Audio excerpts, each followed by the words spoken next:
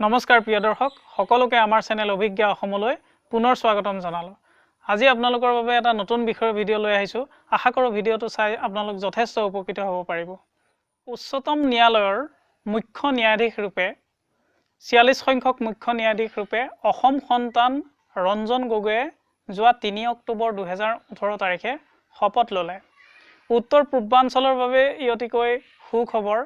অসমৰ বাবেও অতি সুখবৰ যে প্ৰথমবাৰৰ বাবে উচ্চতম ন্যায়ালয়ৰ মুখ্য ন্যায়াধীশৰ দৰে গুৰুত্বপূৰ্ণ পদত অসমীয়া সন্তান ৰূপে ৰঞ্জন গগৈয়ে শপত ল'লে। আজি আপোনালোকক এই ৰঞ্জন গগৈৰ বিষয়ে জীৱনৰ বিষয়ে কিছু কথা আপোনালোকক আজি জনাম। আশা কৰোঁ এই কথাবোৰ জানি আপোনালোক আনন্দিত হ'ব আৰু লগতে অভিভূত হৈ পৰিব। প্ৰিয় দৰ্শকসকল, আপোনালোক হয়তো আচৰিত হ'ব যে এই ৰঞ্জন গগৈৰ পিতৃ অসমৰ প্ৰাক্তন মুখ্যমন্ত্ৰী কেশৱ গগৈয়ে এদিন ভৱিষ্যতবাণী কৰিছিল যে তেওঁৰ পুত্ৰ এদিন মুখ্য ন্যায়াধীশ হ'ব, উচ্চতম ন্যায়ালয়ৰ মুখ্য ন্যায়াধীশ হ'ব, আৰু সেই সত্যই বাস্তৱত প্ৰমাণিত হৈ ৰঞ্জন গগৈয়ে মুখ্য ন্যায়াধীশৰ দৰে গুৰুত্বপূৰ্ণ পদত অধিষ্ঠিত হ'ল। ৰঞ্জন গগৈয়ে কটন কলেজৰ পৰা উচ্চতৰ মাধ্যমিক পৰীক্ষাত ৪ৰ্থ স্থান লাভ কৰিছিল আৰু লগতে ৰাজনীতি বিজ্ঞান বিভাগত ৰাজনীতি বিজ্ঞান বিষয়ত তেওঁ সেই সময়ত সৰ্বোচ্চ নম্বৰ লাভ কৰিছিল। তাৰ পিছত তেওঁ দিল্লীৰ ছেইণ্ট ষ্টিফেন কলেজত তেওঁ BA কৰে আৰু লগতে তেওঁ বুৰঞ্জী বিষয়ত MA কৰে। MA কৰাৰ পিছত তেওঁ সেই একেখন ইনষ্টিটিউটৰ পৰাই তেওঁ লও কৰিছিল। 1954 চনৰ 14 নৱেম্বৰত জন্ম লাভ কৰা ৰঞ্জন গগৈয়ে হাইস্কুলীয়া শিক্ষা লৈছিল ডিব্ৰুগড়ৰ ডনবক্স স্কুলত। এই ডনবক্স স্কুলৰ পৰাই তেওঁ হাইস্কুলীয়া শিক্ষা আৰম্ভ কৰিছিল।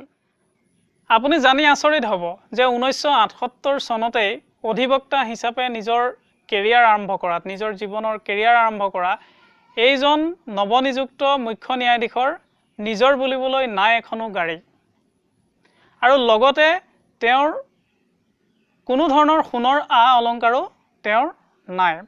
যিখিনি সোণৰ অলংকাৰ তেওঁ লাভ কৰিছে সেইখিনি তেওঁৰ পত্নীৰ নামত আছে। বিয়াৰ সূত্ৰে তেওঁলোকৰ যি বৈবাহিক সম্বন্ধৰ সূত্ৰে যিখিনি তেওঁ লগত আনিছিলে সেয়াই তেওঁৰ বৰ্তমান আছে।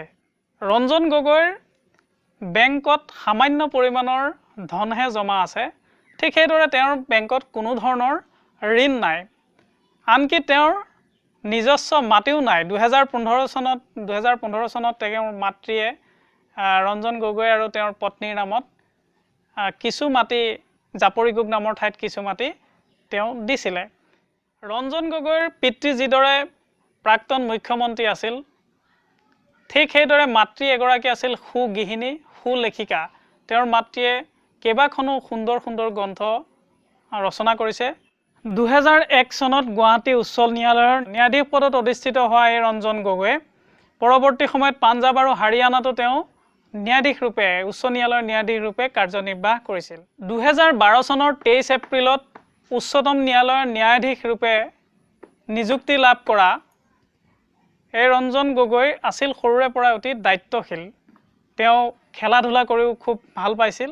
উচ্চতম ন্যায়ালয়ৰ মুখ্য ন্যায়াধীশ ৰূপে উত্তৰ পূৰ্বাঞ্চলৰ প্ৰথমজন ব্যক্তি ৰঞ্জন গগৈ দেৱলৈ থাকিল আমাৰ আন্তৰিক শুভকামনা।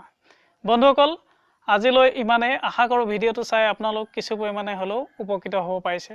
যদি ভিডিঅ'টো চাই আপোনালোকৰ ভাল লাগিছে তেতিয়াহ'লে আমাৰ চেনেলটো ছাবস্ক্ৰাইব কৰিব, লগতে লাইক আৰু কমেণ্ট কৰিবলৈ একেবাৰে নাপাহৰিব। ধন্যবাদ।